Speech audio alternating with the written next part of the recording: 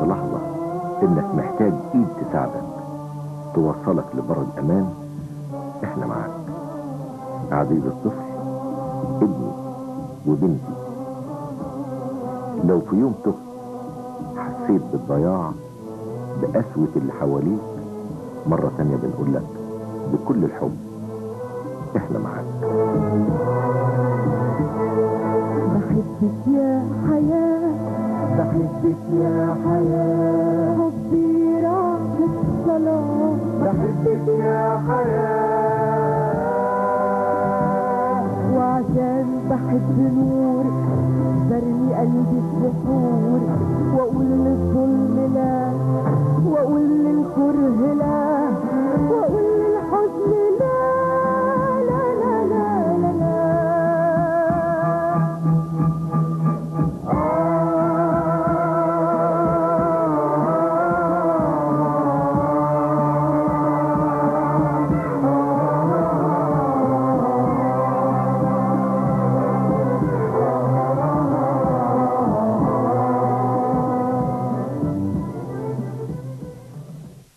زمان قالوا ان الانسان ابن بيئته، منها بياخد ويتعلم القيم والمثل والعادات والتقاليد.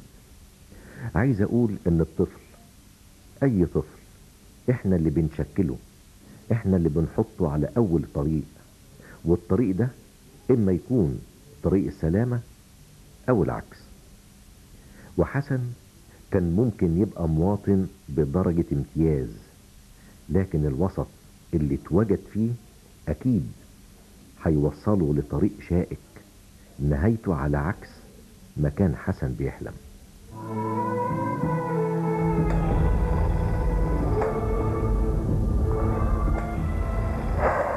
ايه ده؟ هي راحت فين دي؟ طيب يا دي النيلة، وده من ايه ده؟ هو انت ياما ايه؟ ساعة بضرب الجرس قال دي ما طوعنيش، مع ان حالفة ما اخشش بيتك. ليه بس ياما؟ يعني ما انتش عارفة ليه؟ ياما دي حياتي، بعيشها بالطول وبالعرض. هي الساعة كام دلوقتي؟ تعالي صاري معايا. قولي تعالي وغدي معايا، الساعة داخلة على 3.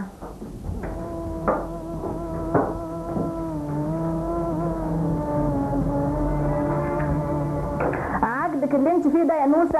هعمل ايه ياما؟ المكتوب بقى. مكتوب اللي عقل، سهر، رجالة طالعة وداخلة، وحالة ما يعلم بيها الا ربنا. هاما انا بقيت راجل.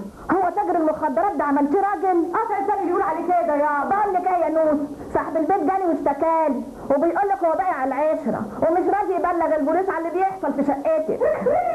على ما تخلوا يركبوا؟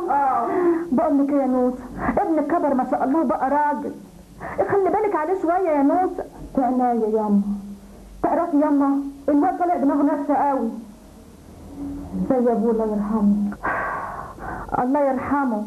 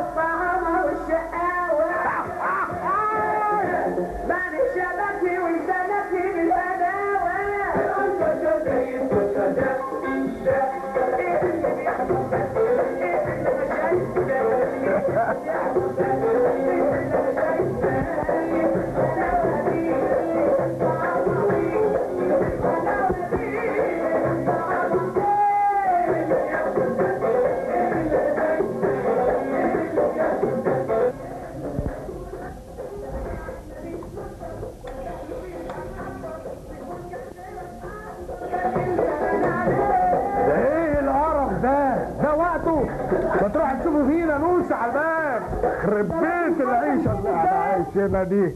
حسن وسنين حسن، ده وقته يا سي حسن يا ابو كاتو. بقول لك ايه جابر؟ يا نصنص. مالكش دعوه بالولا. الولا؟ انا ايه عشان خاطر الولا؟ اموت في الولا وام الولا. حبيبي يا ابيض.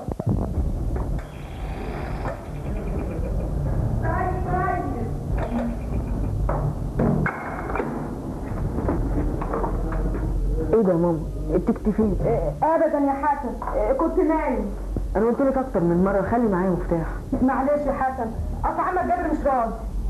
انت عارفه ليه؟ اساليه كده هو خايف ليه من دخول الشقه من غير ما اضرب الجرس.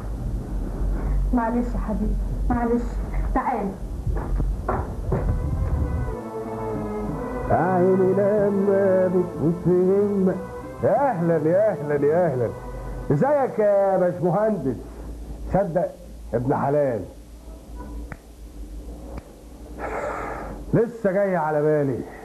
اتفضل يا افوكاتو، اقعد يا حبيبي. ايه ده بيبص لي كده ليه؟ ده ايه يا ابني معجب بيا؟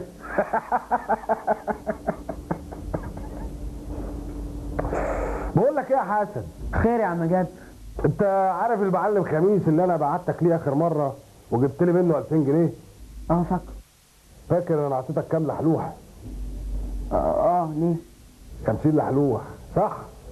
هتخطف رجلك ليه وتقول له بقول لك يا عم جابر غير الفرن. اقول له ايه؟ غير الفرن. هو هيفهم وهيديك امانه وتجيبها وتيجي حمامه.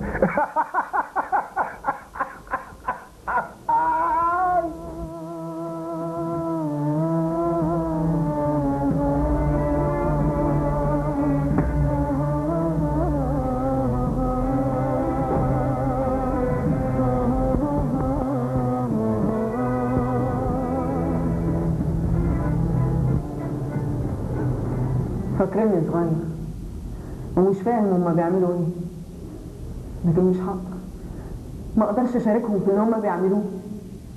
مش ممكن. فاكرني ايه فاكرني ايه قرباتي اسود زمن ولا ايه؟ فاكرني فاكرني فرقت شجر مش عارفه طايره لفين ايه؟ فاكرني لا ده انتوا حاسبينها غلط، منكم عايشين غلط. لا ده انتوا حاسبينها غلط، منكم عايشين غلط. لكن بقى قلبي البسيط حط الحروف فوق النقط. كل مشكلة وليها حل. كل اللي مطلوب من حسن او اي حد عارف ظروفه انه يتصل ومن غير تردد بمركز إغاثة الطفل. دي صور بتتكرر كتير جدا بالنسبة للأطفال ذكورا وإناثا. في بعض الأحيان يستخدم في تقديم المخدرات أو نقل المخدرات أو بيع المخدرات أو الكحوليات أيضا.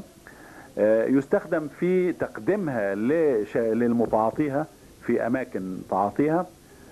قد يستخدم أيضا في أعمال عنف يتعرض لها الطفل أو في أعمال منافية للآداب، لا سيما الإناث في هذا المجال قد تتعرض لأنها يتم تحريضها على ارتكاب أعمال منافية للآداب. في هذه الحالة القانون بيعتبر هذا الطفل أو هذه الطفلة معرض للخطر، فإذا أبلغت هي أو أبلغ هو الطفل أو أحد والديه أو المتولي تربيته أو أحد من أهله أو من الغير أيضا، يعني هذا الكلام يجوز من الغير أو من تلقاء نفس شرطة الأحداث أو نيابة الأحداث، ممكن أن يتخذ التدبير الاحتياطي وهو اصطحاب الطفل إلى مركز من مراكز الرعاية الاجتماعية لكي يودع به حتى بقرار من نيابة الأحداث حتى يتم زوال الخطر عنه أو حتى يتم إبعاد هذا الخطر عنه والقضاء على مصادره. طول ما فيه حياة يبقى احتمال الخطر موجود، وصاحب الضحكة البريئة دي صعب لوحده يواجه الخطر، وعلشان كده بنقول له بالفعل مش بالكلام. احنا معاك.